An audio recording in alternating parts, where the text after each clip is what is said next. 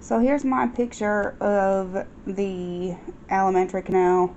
The organs that we're looking at are the liver here, the salivary glands here in red, and the pancreas.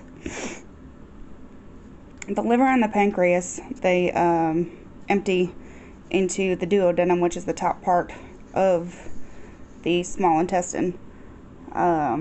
With the liver, that metabolizes carbohydrates and stores glycogen. It also helps to remove any waste by making bile to help move that through the intestines. The pancreas, it also empties into the duodenum, which breaks down sugar, fats, and starches.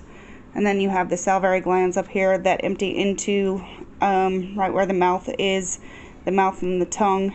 And what that does is it makes saliva to moisten our food and releases amylase to break down any food that moves through the digestive system.